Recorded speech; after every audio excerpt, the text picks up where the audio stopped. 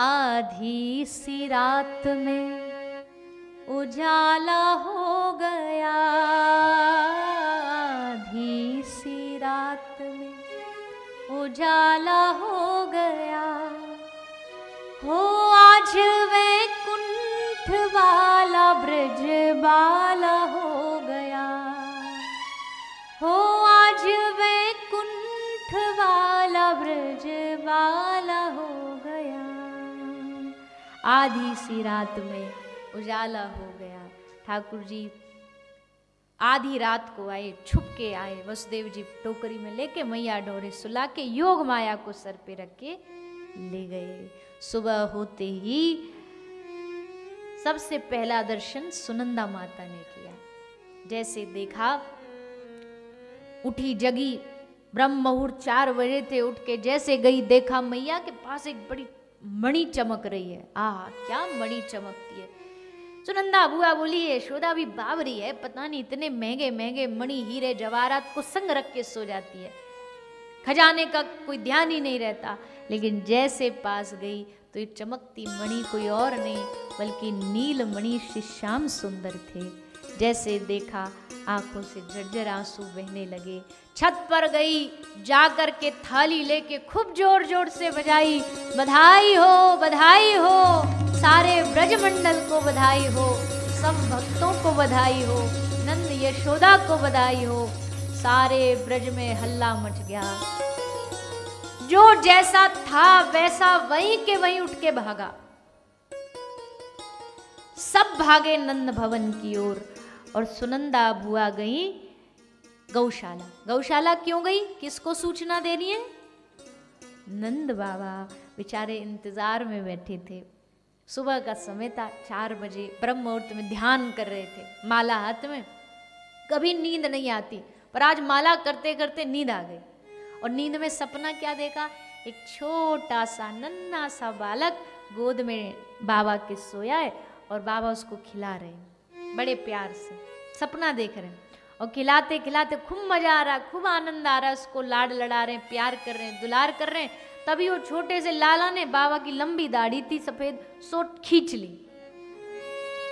और जैसे खींची सपने में दाढ़ी, और बाबा एकदम से झट से आंख खुल गई। आंख खुली, बाबा ने कहा, हे राम राम राम, अपने आप को ही धिक्कार रहे, थोड़ी देर और दाढ़ी नहीं खिंचवा सकता था?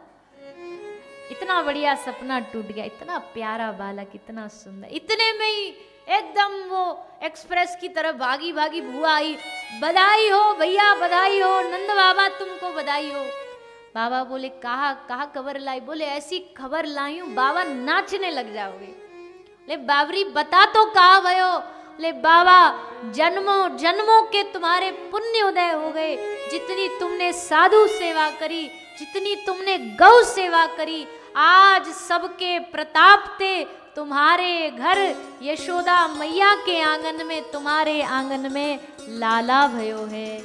और जैसे नंद बाबा ने सुनी लाला भयो है, 80 बरस के बाबा 15 साल के लड़का बन गए।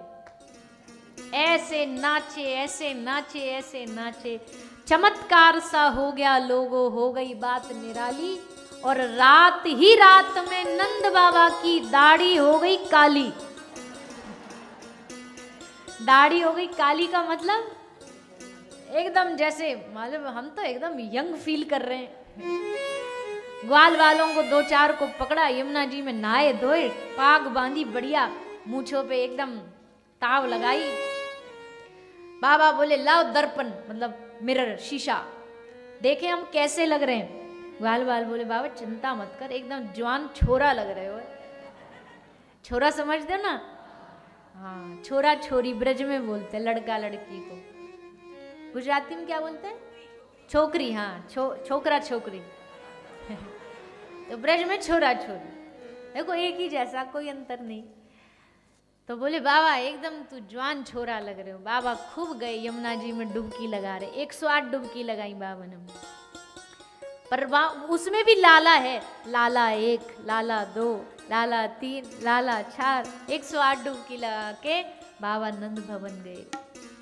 पर बाबा नंदगांव के ब्रज के राजा थे, तो राजा जब आते सब रास्ता छोड़ देते, गोपी हट जाती, गोपी घूंघट कर लेती थी क्योंकि ब्रज में घूंघट प्रथा है। पर आज किसी को होश नहीं, बेचारे बाबा बाहर दरवाजे पे खड़े, कोई घुसन ही नहीं दे रहा, सब गोपी खुद ही आगे भागी जा रही हैं। जैसे तैसे धक्का दे दा के नंद बाबा भीतर आए और यशोदा मैया के पास आकर के देखा तो नील सरोवर नीलमणि श्री ठाकुर जी अंगना में पल्ला में बैठे बैठे मुस्कुरा रहे हैं। बाबा ने देखी तो अपने भाव रोक नहीं पाए। यशोदा मैया और नंद बाबा आज खूब खूब आंख से आंसू बह रहे। हे प्रभु, हमारी तो कोई इतनी सामर्थ्य नहीं थी, हमारे घर तुमने पुत्र भेजा, बालक भेजा। अब वो ये नहीं जानते भगवान ने पुत्र नहीं भेजा, भगवान ही पुत्र बन के आए। ये तुम्हारे जैसा भाग, नंद यशोदा जैसा भाग दुनिया में किसी का नहीं हो। यशोदा जैसा भाग है, दुनिया का पेट जो भरता यशोदा उसका पेट भरती है, जो दुनिया की भूख मिटाता यशोदा उसकी भूख मिटा रही है दूध पिला के। पर नंद और यशोदा की एक सबसे अच्छी आदत, वो क्या, जो आता ना, जो कहता कि बाबा आपको बधाई, बाबा एक ही बात कहते, भैया आप सबकी कृपा है, आप सबके आशीर्वाद है, आपकी कृपा से लाल। जो दूसरों को ये भाव रखता है ना, उसी के घर परमात्मा आता है। जो मैं का भाव रखेगा उसको भगवान नहीं मिलने वाले। जो यश दूसरों को देगा, जो दूसरों को सम्मान देगा, उनके घर परमात्मा आते हैं। एक ब्राह्मण आया, बोले बाबा तुमको पता हमने 21 एकादशी करी तब तुम्हारे घर लाला भयो। बाबा बोले हाँ भैया, तेरी एकादशी से, नहीं तो हम में कौन से गुण, हमने तो कोई पुण्य करे ही ना, तुम सब ब्रजवासी की कृपा ते आशीर्वाद ते लाला भयो है सारी गोपी। अजी आज तो ब्रज ऐसा धन्य हो गया। गोपी गीत का पहला श्लोक है, जयति तेधिकम जन्मना ब्रज शयत इंदिरा सश्वतत्र ही दयति दृश्यताम दिक्षुतावका। उसमें गोपी कहती हैं, हे कन्हैया जयति तेधिकम, जयति जयति जयति, यानी ये ब्रज जीत गया। क्यों जीत गया? इसलिए जीत गया जो सौभाग्य इस ब्रज को मिला वो वैकुंठ को भी नहीं मिला।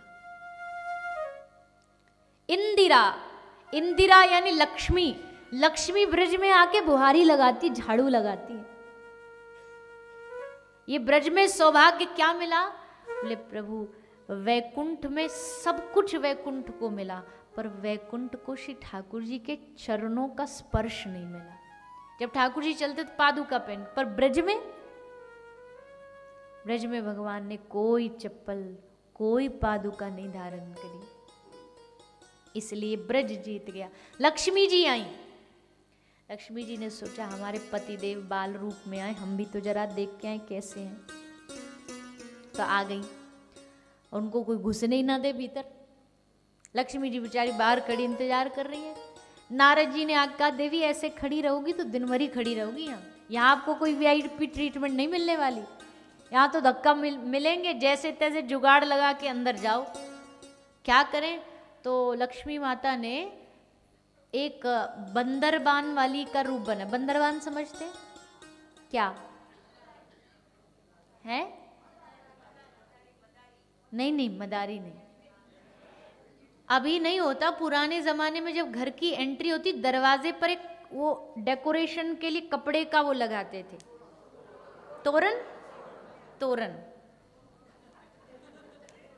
तोरण लॉक कर दिया जाए। हाँ, तो वो बेचने वाली बन के आई। अब यशोदा मैया को आवाज लगा के जब दिखाया तो मैया ने तुरंत गोपी को कहा, इसको बुला के ला, कि कौन है तोरण बेचने वाली, इसको लाओ मैं खरीदूंगी। तो लक्ष्मी जी को फिर अंदर लाया गया। लक्ष्मी जी आई, ठाकुर जी पलना में सोए थे, तो लक्ष्मी जी देख करके मुस्कुरा रही हैं, आहा नाथ, ठाकुर जी भी सहन चला रहे हैं, आ गई हैं आप। अब तो आना जाना ब्रज में आपका बना रहेगा, और वैसे भी जहाँ हम वहाँ आप। तो लक्ष्मी जी ब्रज में आज भी एक स्थान है,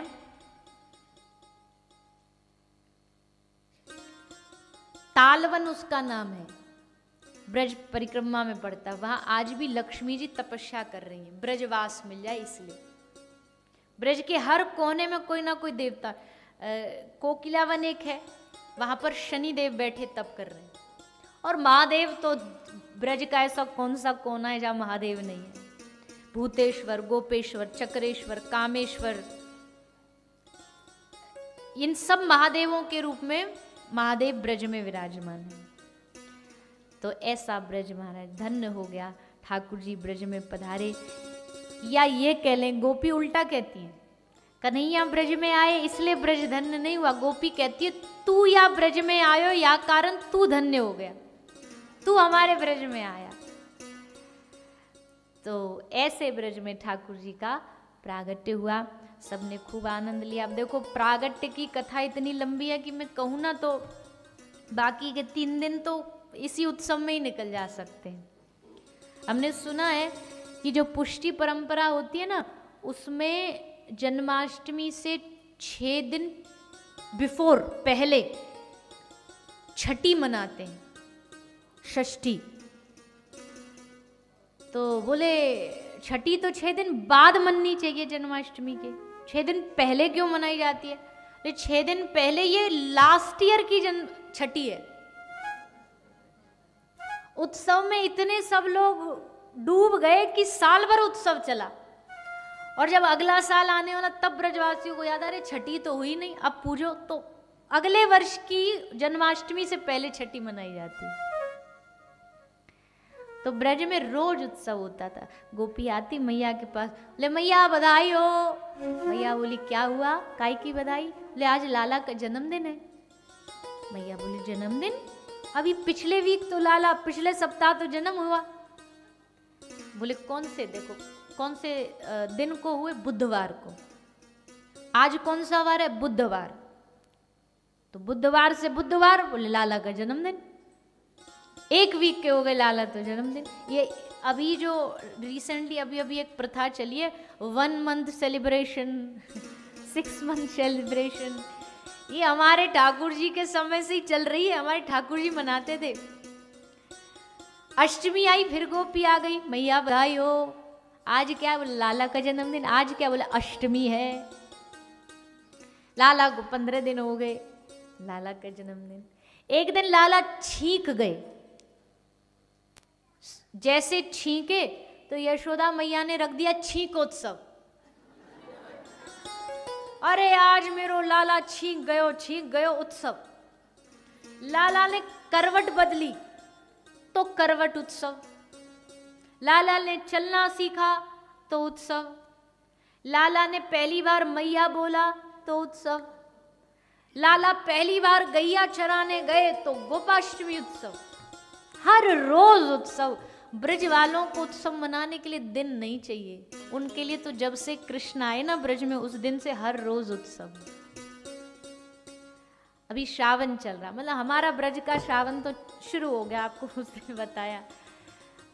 तो 1 महीना ब्रज में इतना आनंद होता है ना, रिमझिम बारिश चलती रहती है। हर घर में ठाकुर जी के लिए झूला डाला जाता है, झूलन के पद गाए जाते हैं। ठाकुर जी के झूलन का उत्सव मनता है। राधा माधव को विराजमान करके झूला पे खूब महीना भर झूला झूलाते हैं। तो ब्रज में जब से कन्हैया आए, जब से हर रोज उत्सव। अब उत्सव को प्रणाम करते हुए अब आगे भी ठाकुर जी की लीलाएं तो उनको भी सुनना, इसलिए आगे 4 दिन के ठाकुर जी हुए। तो उनसे मिलने, उनके दर्शन करने कौन आए? भगवान महादेव पधारे हैं। भगवान महादेव ने लाला के दर्शन किए। लाला के दर्शन करने में रुकावट तो बहुत आई। मैया ने एकदम मना कर दिया, हम नहीं दर्शन कराएंगे। पर जैसे तैसे ठाकुर जी ने पूरा जुगाड़ लगाया और मिलने के लिए क्या किया? क्या किया? बच्चे के पास कौन सा अस्त्र होता है? रोना। खूब रोए। तो यशोदा मैया को लाला के रुदन को बंद कराने के लिए दर्शन कराना पड़ा। कथा तो बड़ी प्यारी है, पर हम प्रणाम करते हुए आगे के प्रसंगों में बढ़ेंगे। फिर भगवान 6 दिन के हुए तो कंसेन प्रहिता घोरा पूतना बाल घातनी शिशून चकार निघनंती पुरग्राम ब्रजादिशु। पूतना मौसी आई। पूतना अपने आप को ठाकुर जी की मौसी बोलती थी। वो ब्रज में जब पहली पहली बार आई थी ना, तो रूप बदल के आई थी, कुछ और बन के आई थी। तो जैसे रूप बदल के आई तो किसी गोपी ने पूछ लिया कहाँ जा रही है, बोले नंद महल जा रही हूँ लाला को बधाई देने। तो लाला की क्या लगती हो तुम, ऐसे पूछ लिया। अब वो बेचारी घर से तो सोच के नहीं आई थी कि क्या बोलना है, और जल्दी जल्दी में मुख से निकल गया मैं लाला की मौसी लगती हूँ। अब ठाकुर जी वहाँ बैठे बैठे हंस रहे हैं, अरे राम राम राम, कैसी मौसी है। दुनिया की मौसी आती है टॉफी चॉकलेट लेके, पहली मौसी है आते आते जहर लेके आ रही है, जहर पिलाएगी। पर भगवान तो कहते पत्रम पुष्पम फलम तोयम, जो दे दो भाव से हम ले लेंगे। बोले मैं लाला की मौसी लगती हूँ। आई, आकर के भगवान को दूध पिला रही है। दूध पिलाते पिलाते ठाकुर जी ने नेत्र आंख बंद कर लिए। क्यों बंद किए, इसमें कई भाव हैं, भागवत में लिखा है। आंख इसलिए बंद करी भगवान ने कि भगवान की आंखों में बहुत प्रेम है। नज़र से नज़र अगर एक बार मिल गई ना, दृष्टि से दृष्टि, आंख से आंख मिल गई, तो भगवान को पूतना से और पूतना को भगवान से प्रेम हो जाता। फिर मारती कैसे, इसलिए भगवान ने नेत्र बंद कर लिए। एक भाव यह, भगवान ने आंख इसलिए बंद करी, भगवान कहते हैं कि भैया पूतना की आंखों में तो पाप है, इसकी आंख से आंख मिलेगी तो हमारी दृष्टि बिगड़ जाएगी, और दृष्टि बिगड़ी तो सृष्टि बिगड़ी।